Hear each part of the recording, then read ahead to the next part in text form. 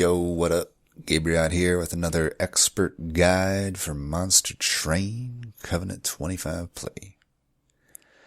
And as always, I gear it toward 25, or Covenant 25, whatever you want to call it. Probably Covenant 25 would be what you would call it.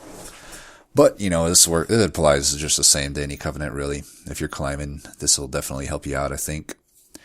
And this is, how I path. I wanted to be specific, and I didn't want to say how to path. That might be a little egotistical. I'm not claiming to have all the answers, and I'm not claiming to have the objective best way to do it, but this is just how I do it. And I will say it's these rules that I've created for myself, they've done me pretty well. I've gone from, not really able to streak for quite a while in the DLC, Covenant 25, especially when I committed to no reloads, to now, I got up to 69 at my highest so far. I'm in the middle of a sort of all-crown challenge with no reloads, and I'm streaking pretty well. I don't want to give away any spoilers or whatnot of how I currently am, because I'm usually recording about a week out, right, with those runs. But anyway, this is how I do it. And hopefully, if people are kind of curious or never really have sort of a set game plan with how to path through, hopefully this helps you out. Let me know if it does. Let me know if it doesn't. I like to know either way. So let's get into it here. Before you even begin, I would be honest. I think the most important time of any run really is before it even begins, to be honest. And even I'll extend to that, the first 2 rings. They're the most important times to plan everything out. In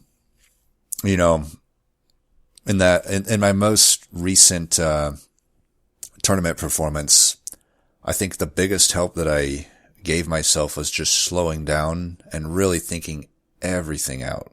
Thinking out, there's no real reason to rush. Other than in a tournament setting, there's a time limit. So you can't take forever. But, if you're just playing a run, there's no reason to rush. And in those first few rings, having a game plan, knowing what your, what your sort of options are is so important.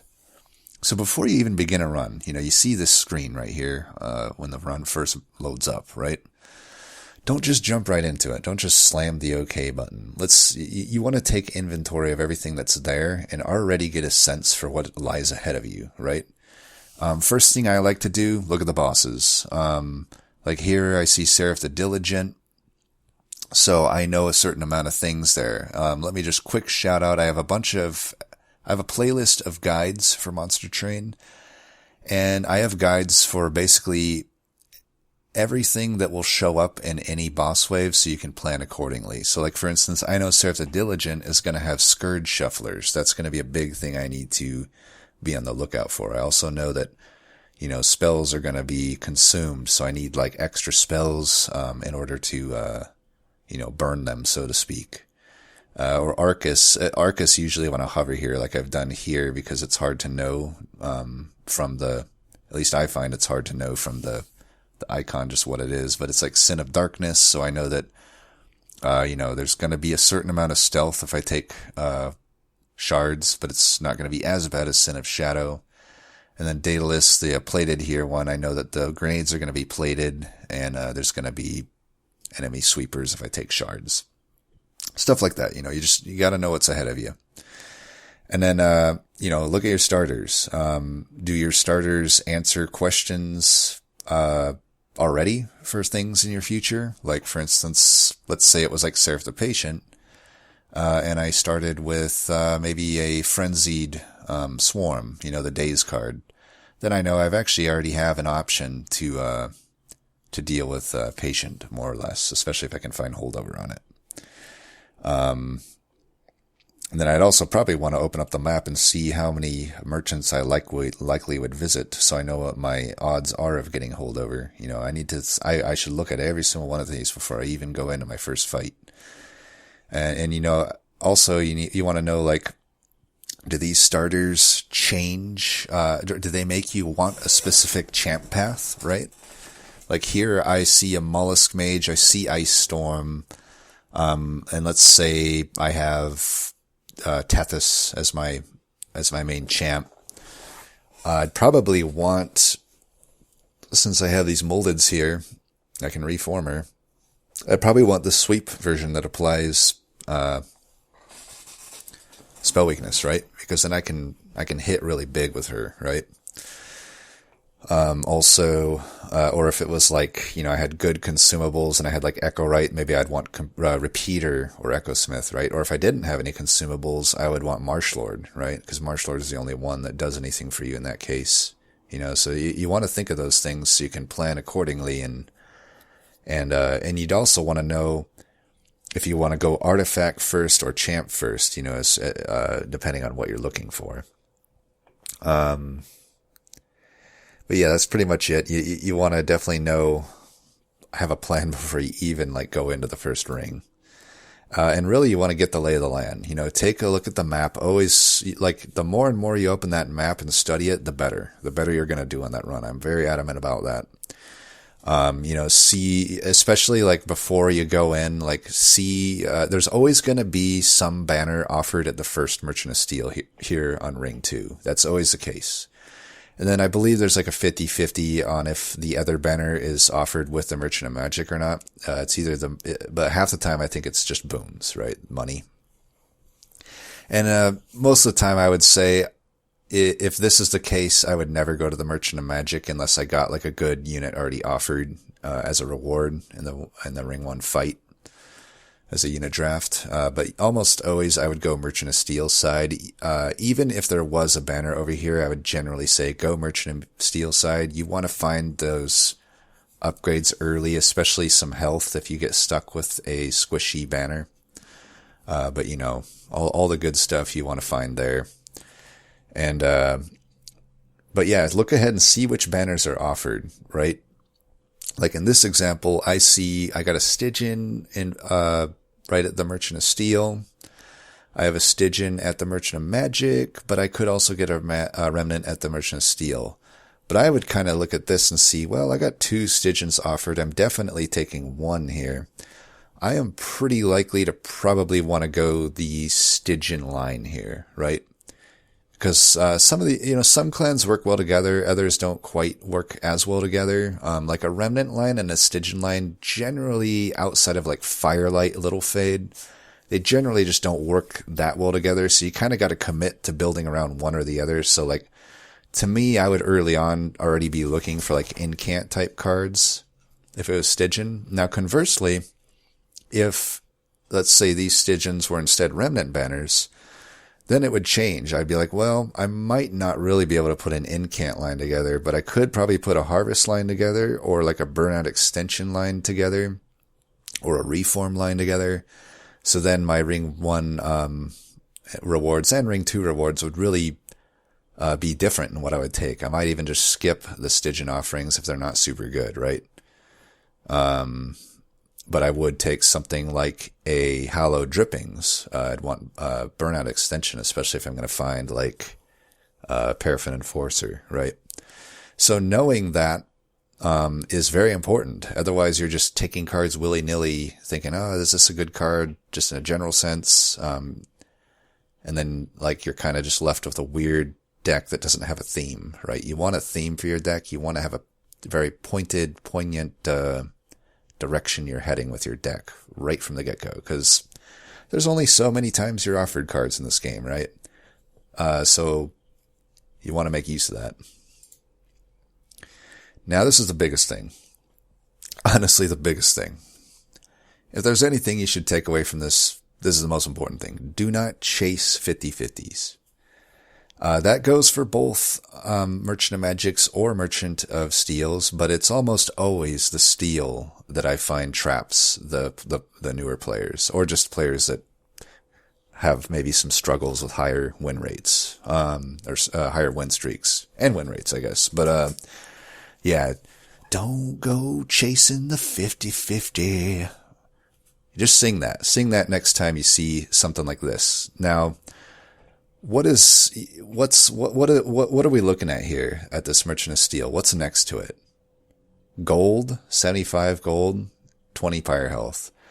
What does that really do for you compared to, say, a caverns or an artifact?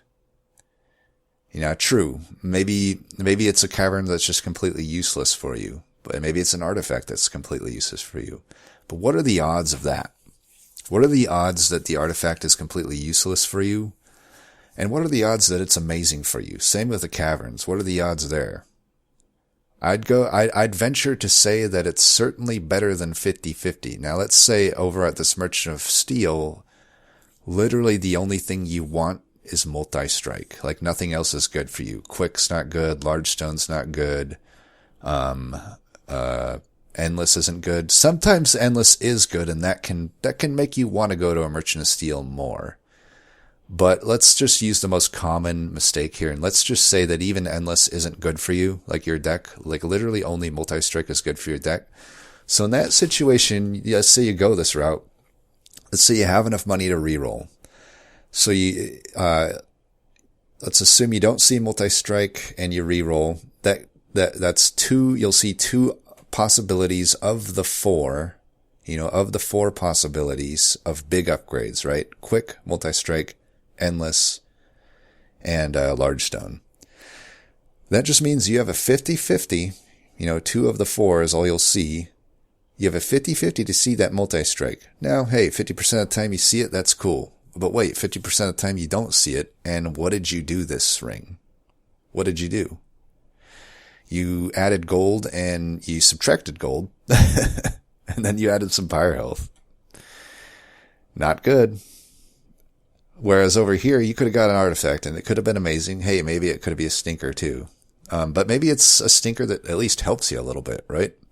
Similarly, at this cavern, you might get something crazy like a microstone or something. Or it's maybe something bad like just a crappy consumable card. But hey, maybe that consumable card's still okay for you.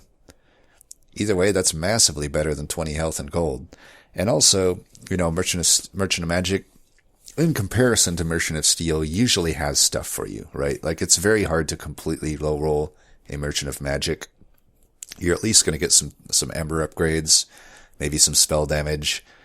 But usually, it's not as bad as Merchant of Steel in terms of always wanting one particular big upgrade. Usually, holdover is like comparable to multi-strike, but it'd be rare that all three of Permafrost, Double Stack, and Consume Remove can't do something for you. Sometimes it happens, but even if that's the case, even if it is just a 50-50 that's good for you, it's still way better to get the caverns and the artifacts than it is to get gold and pyre. So yeah, that's the number one mistake I think I see people do, is chasing that 50-50 for a multi-strike. And I'm telling you, there's other ways to get around not finding Frenzy Stone, and it sure helps just getting guaranteed value. And this is not even necessarily like this is decent value, but there's other things too. You could see a Hellvent here. You could see Unstable Vortex. Those are even better than the artifacts and caverns because there's no low roll potential there. It's guaranteed value. And on that note, this is kind of my map event tier list. It obviously shifts depending on the situation you're in. And also, the banners I have listed here are completely subjective. You can take all that with a grain of salt. But I'm pretty adamant on my S tier of these two things, which is Unstable Vortex and Hellvent. Hellvent can be situational. If you don't have a good Hellvent, it obviously drops down. But and also Unstable Vortex, if you really don't need removals, it can drop down, but it's very rare that that's the case. It does happen, but usually it's super good to hit these vortexes up. I think Vortex is, all things considered, just ambiguously kind of the best map event. But, Unstable Vortex, Hellvent, those are going to be really high value. You'll usually want to target that side unless you got huge reasons to go the other side. As far as the clan-specific banners, this is my own kind of ranking, but I generally feel Awoken is the best, and Stygian is generally gonna be good. The thing about Stygian is it's a bit situational, right? Like, much better if you think I have a realistic incant line. If you don't have a realistic incant line, then Stygian banners are not as good. But even if you don't get the incant units, there's still Titan Sentry, which is a very bustedly good unit. And it also opens up your Merchant of Steels in the future to having a really good endless option if you don't hit like multi-strike, for example. So I think Awoken and Stygian are generally the best banners, and then they're followed pretty closely by Hellhorn and Remnant. You could probably even say that they're all about equal, but I do think Awoken and Stygian kind of have an edge. But more or less, that's how I'd rank those. And then Artifact and Caverns, I think, are very high. The only reason I have them A tier versus S of these is that they just don't have the guaranteed value. You could just hit artifacts that are useless for you. It happens. You could just hit one of the bad caverns. It happens. Though I will say caverns are very underrated. I think that the majority of them are very powerful, and in the mid of them are still pretty decent. A lot of them are just like, kind of like you remove one thing and get a reward for it, which is, pretty good. And yeah, there are a few of them that are just completely useless, but it's very unlikely. It's certainly better than a 50-50 to get these. Let's put it that way. And then Wormkin, I don't know. This is, again, just personal preference. I do think that they're a little bit worse than the rest, but they're not bad. Whereas Umbra, I say, is just bad. I think, you want to avoid the Umbra banner units as much as you can. However, sometimes you can't. Sometimes it's all that's offered and you have to do it. If it's all that's offered, obviously you have to just go there. You could argue that in that context, they become A tier because you need a banner unit. But always the money and the gold are just so low value. You might think, oh, I'm getting money. Oh, I'm getting some pyre health. It's okay sometimes, but it just doesn't do anything for your deck, right? Like, these things give you immediate value to your deck. Getting those removals makes things so much more consistent. Hellventing can really spike the power. I mean, the fact that you can, like, most card games don't have a Hellvent equivalent, right? Think of like Slay the Spire. How god tier would it be if you could just find Hellvents, right? But you can't. There's like one artifact or relic, I guess Slay the Spire refers to them as one relic that does it, and like one random event that does it, and that's it. You can't duplicate stuff. In Monster Train, you're guaranteed a minimum offering of 3 Hellvents. Like, that's pretty powerful. But yeah, that's my tier list of events. You can kind of plan around accordingly. You'll often see money and gold and health next to a merchant. That merchant should not be your first choice. That should be like, you have just so little reason to go to that merchant that you have to have some strong justification of like a lack of low rolls and a super need of that merchant to go that route. So again, on that note, which shop to take? I think default to the one that has the unstable vortex. Usually that's the side you should go if it's like a shop on either side. Now, obviously that can change. It's kind of like when I say at boss rewards, like when in doubt, go draw. You could even say this is like when in doubt, go the unstable vortex side. And really, if you want to not go the vortex side, which is fine, but you want to have a good justification that makes sense when you say it out loud to go the other way. Because removals are just too good in this game. Free removals, I mean, if you think about gold-wise, how much value that is, it's hard to even put it to a number because, it costs 60 gold to remove the first one, then it goes to 90, then it keeps going up to like 180 or whatever. Like, it adds up fast, and you can only remove so much with gold. So vortexes are really, like, for every vortex you skip, that almost represents just that much more that you won't be able to, that much more consistency that you won't be able to add to your deck. And also, I think I touched on this, but like, some shops, if you have extra high roll potential, like, I said like the 50-50 on multi-strike is pretty bad, but sometimes it can be a little more justifiable if the other big upgrades have high rolls for you. Like say you have a fledgling imp. Now it's like endless becomes an equally good high roll. And now you have a much better chance to find something good there.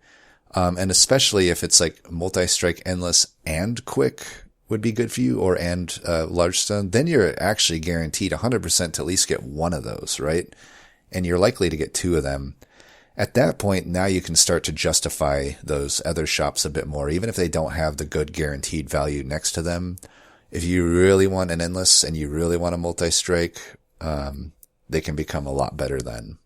Titan Sentry is another example, or a Molten Encasement, just getting them an endless. That can definitely make you want to go that direction more.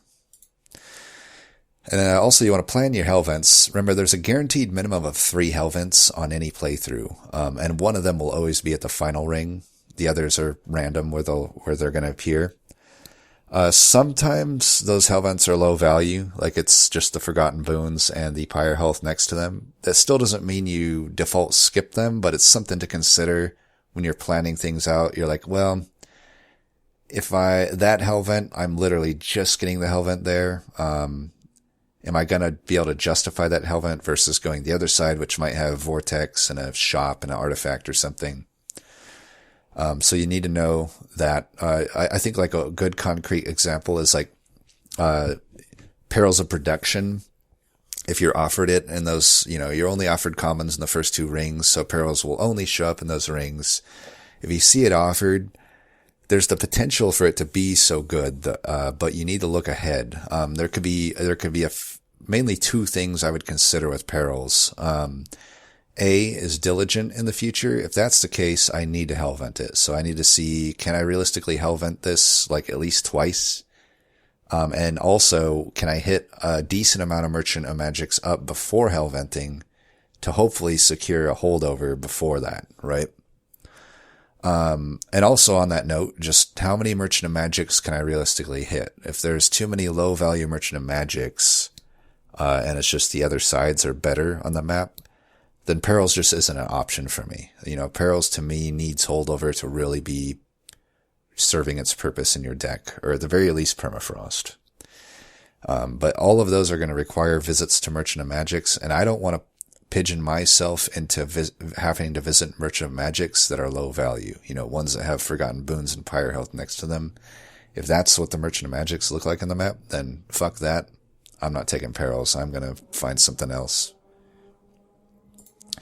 And then also the other thing here is just plan your divine rewards. I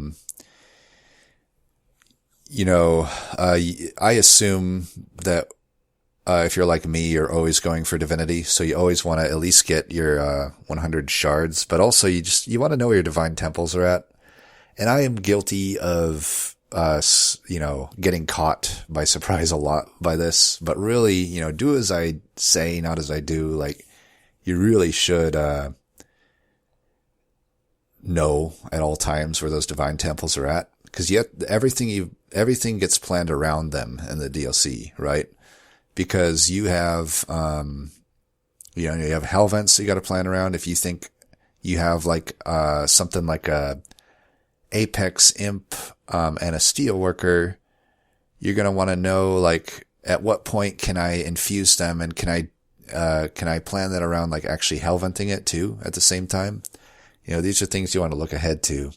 Also, if you get like a spell, let's say I got like a One-Horn Tome offered or something, but, I might not have many Merchant of Magics I can visit, but, if I had like, say, 4 Divine Temples right ahead of me, I got a pretty good chance at some point of getting a -2 Ember upgrade there. It might be worth a take. Otherwise, if it's like, say there's just 1 or even no Divine Temples in my future and I'm offered a One-Horn Tome, I can probably bank on not getting a -2 upgrade at that point and probably just not take it, or take it if I have like a Merchant of Magic. But these are just the considerations you have to be aware of, right? Look ahead, see what your chances are to find any particular thing. And also, on that 100 shard note, don't get caught. Don't get caught unable to face Divinity. I've had it happen where it's like, I have a Divine Temple at the end, and I'm like, okay, I'm going to be able to take, my final just 10 or 15 shards here. But then at that final temple, it's just spell damage offered. And I don't have any spells that have spell damage, so I literally can't add it to the spells. And I also don't have any extra units to do an infusion on. And I may maybe I can get bailed out with a Hellvent, but sometimes I can't. Maybe my only Hellvent gives me like 10 and I needed an extra 5 or something. So don't get caught like that. Or alternatively, don't accidentally go the non-Hellvent route and get stuck with that as well. And that's pretty much it for this portion. I want to next just go over a few kind of hands-on examples. Alright, so now we're going to look just at some examples of maps to like kind of put this into practice. I'm not going to open up standard run because for those following along on my no reload streak, I don't want to give any spoilers away of if I'm like still going strong or if I've died or not. So let's just go ahead and maybe, I think I can just make my own, right? Generate one. Yeah, let's just generate one. We won't really care. We're just going to look at the map on these and see what we have to go off of here. So can we just do money bags, non-champions, start with that. Okay, so I just don't want any mutators that like change what the map would look like. So let's go ahead and look at this. Yeah. So we'll just start it. We're not going to finish it or anything, but I just want to go by the rules that we've created in this guide, right? So the first thing I look at, I want to see all my bosses, right? Diligent. So I know that's going to be annoying, right? I'm going to have to I need to like commit to my mind right now what I have to deal with in the future. So Diligent, what does Diligent provide? Well, the first spell played each turn is going to consume. So I might want to take some extra spells as what I like to call spell fodder, right? Or maybe I don't remove spells as aggressively as I normally would. I can keep some of these Forgone Powers, energy siphons around, just so that I can burn those sort of lesser value spells to keep my higher value ones around. Also, I know that the more and more shards I take, the more and more stealth Diligent is going to have. And, in this combo, there's no stealth removal. So we don't necessarily want to go super high on shards unless we really think we can. And then also, there's those purifiers, which are going to shuffle scourges into the deck. So we'll definitely want hopefully some good options at removal to kill them. Or otherwise like silence/dazed to help with that. And, kind of the same answers that you need for Seraph, you'll need for Scourgefell as well. Scourgefell basically will have a ton of scourges being shuffled into the deck. A lot of the absolvers that will shuffle scourges. So you want to be able to have some removal to get to that back line and kill them. Or silence, as we said. And then Talos, the Stunner. We know that,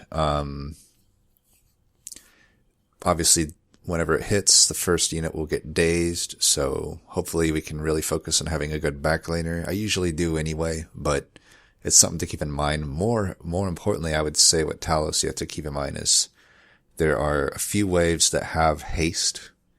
So setting up middle, for example, you don't want to put too much strength middle for that fight.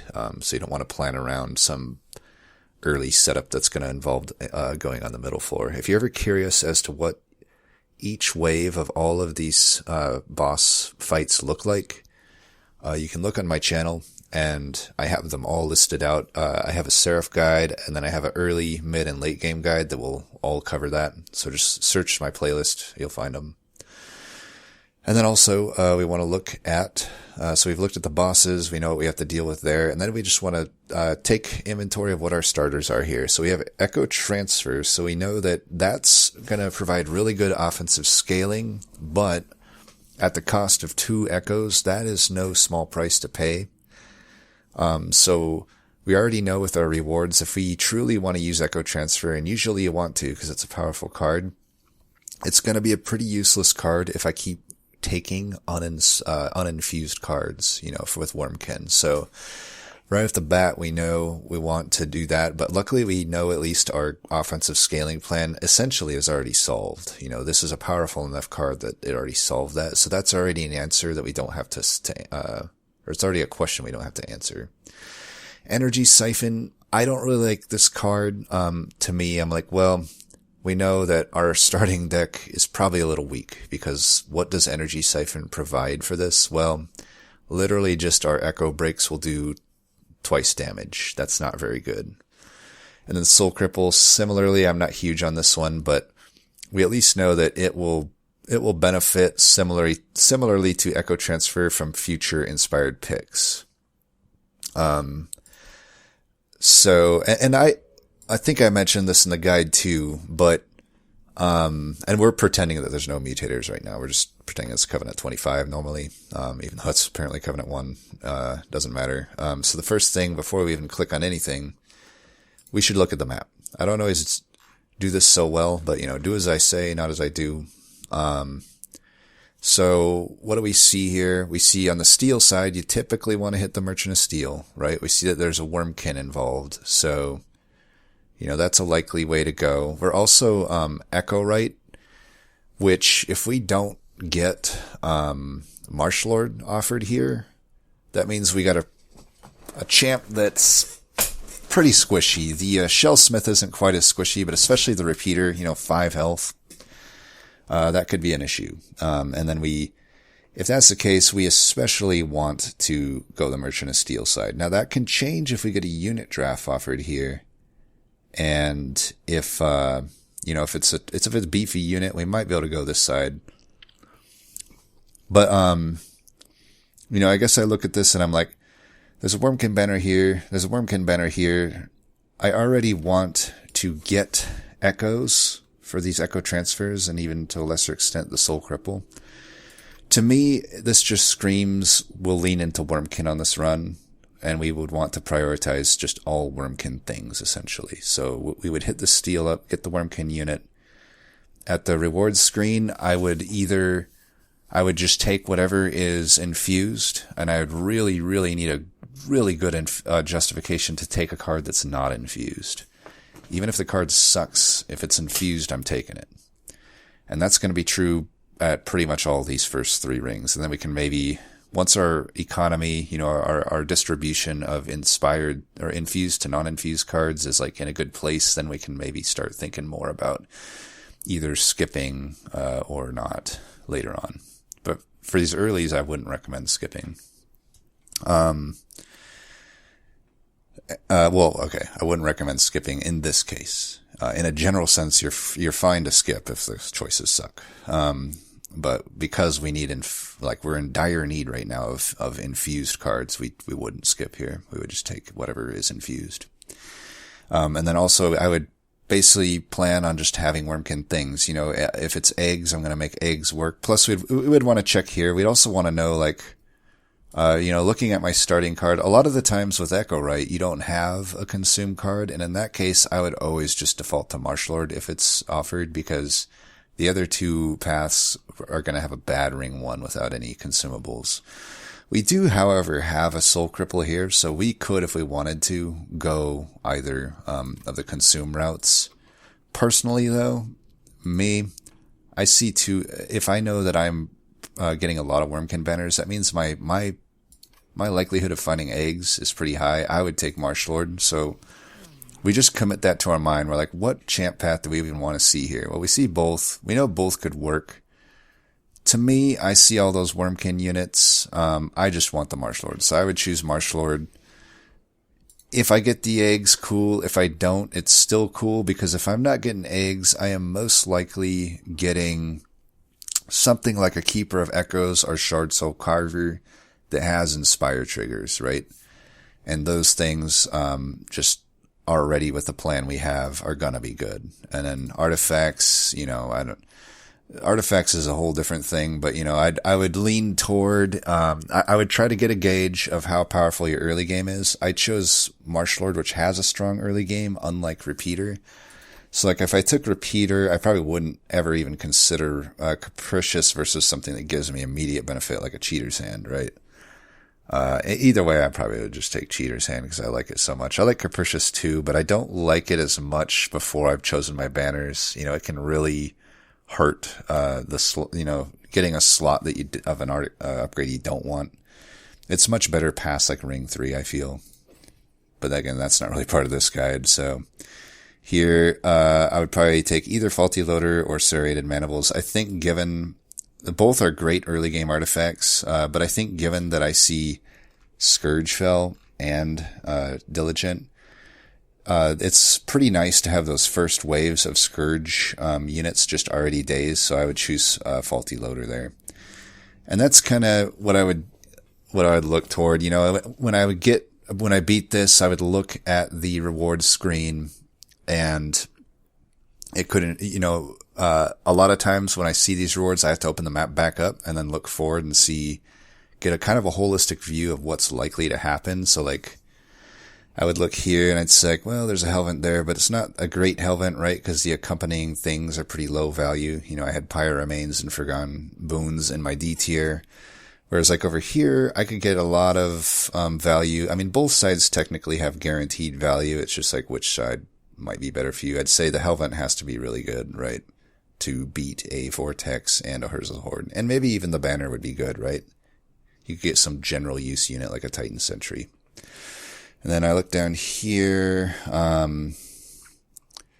look at this and I'm like, I could definitely probably hit a few Hellvents up, right? But also like, this magic here sucks. This is to me a very low value magic. I would be like, okay, I got the Merchant of Steel here. That might make me more inclined to take for sure the Merchant of Magic here.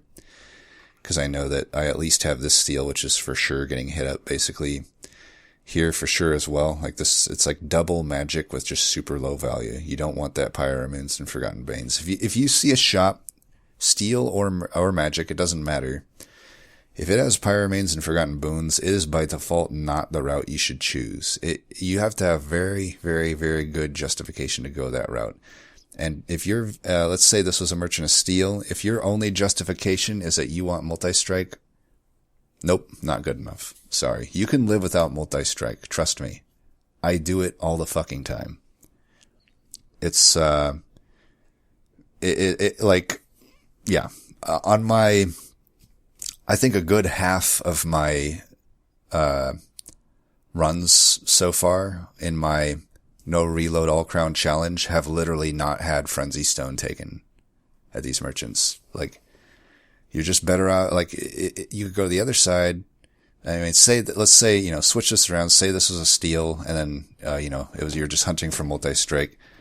And that's all you would gain benefit from there. You're getting just a 50-50, right? You re-roll one. If you don't see it, you re-roll. And that's your only two shots to get multi-strike there. And if you didn't get it, you literally did nothing for yourself.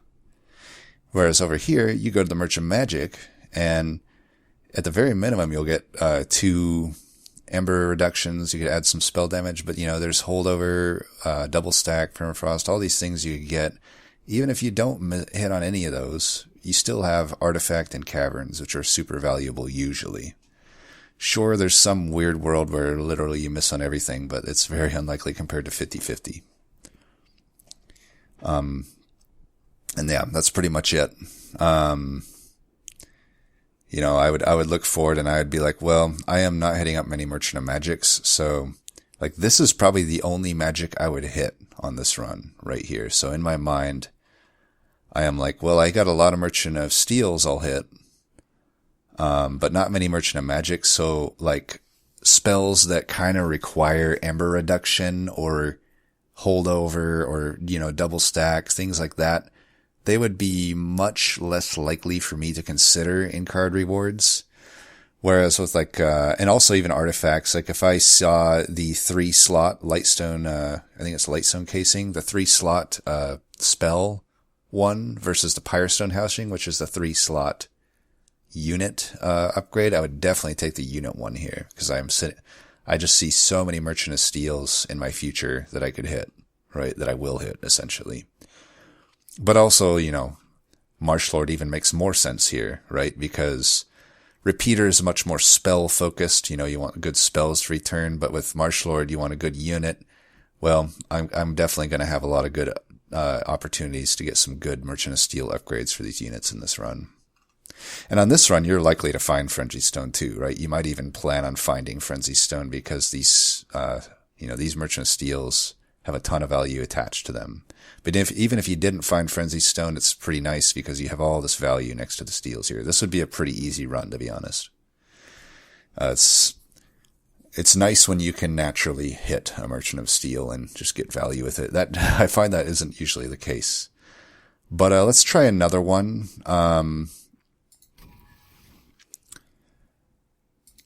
Let's just see what, if anything else comes up. Front-loaded musical chairs, no fluff. I mean, we'll just pretend these aren't here. So what do we got here? We got Tethys with primitive molds. So now this is another one. Tethys is probably the weakest early game champ potentially, right? But we look at Chaste. Chaste is not too scary here. We know that it'll have Pyre Wings, so we might have to deal with Sweep and Ember Drain. We know that it's Chaste, so they'll be removing our buffs and debuffs. So, spell weakness builds might not be the best because he can remove spell weakness quite easily. Rage-based builds could still work, but you're gonna be gimped. Nameless Siren, Paraffin Enforcer, they'll still work, but they're not going to be as good against Chaste. Fell Spell Shield, there's not much to know here. It's generally the easiest, I would say, of the Ring 6 bosses. And then Double Exploder, we'll just probably want either some sort of way to defend that or snipe the backline, otherwise we're going to have a bad time there. So we'll be on the lookout for that type of stuff. And we know, as far as these bosses are concerned, we don't necessarily have anything that directly answers that, other than, I guess, the Moldeds, along with the Primitive Mold, makes it so the death from Double Exploder isn't quite as devastating, so it's not so bad if we can't kill those grenades. As far as starting cards go, decent. We definitely have, the Crypt Builder, I see this and I would want probably either, I would probably want Conduit. Well, let's see. Conduit really likes to have Stygian units, so now that we'll look ahead. Merchant of Steel has a Stygian. Great. Stygian here, along with the artifact, also great. And then, we go either route here. So what I see is, I say I would want Conduit, because I see double Stygian, and we could even find one at the unit drafts or here. We're likely to probably find an incant unit, right? So Conduit is really good with incant, so I'd want Conduit. If I'm not offered Conduit, even though I typically don't like the sweeper spell weakness, Tethys, I would probably take it here because it just makes the most sense. I have enough reform that I can kind of even just let it die, and it reforms quite nicely as a sweeper. And I just have these huge spells to finish things off with a spell weakness, so priority to Conduit, but if we don't find Conduit, we would take this one, the Handheld Totem. But we find Conduit, so we do that. And then since we're, we don't have anything really for Iron Drop Cage. We could find Drip Falls that it'd be really good with, and we could find Siren Song later on. But that's speculative. I think with a champ that is so weak early, we would want something that helps us out right away. Having those Urchin Spines have a 50-50 is good enough. And other than that, looking at all the rewards and stuff, so we already want an incant line, right? That would be our plan going in. And now obviously this can change up depending on card rewards and what comes up. You have to kind of adapt on the fly. But, you look ahead and you're like, this Hellvent may or may not happen. I'm giving up Unstable Vortex. Remnant Banner may or may not be good for our build by that point. You never know. And we give up a Merchant. I could maybe do it. It always sucks to give up a Vortex. So like I said, if you see the Vortex, that should be kind of the de facto side to go to unless you got good reasons to go the other side. Other than that, we already see again this Merchant of Magic here, not a good one.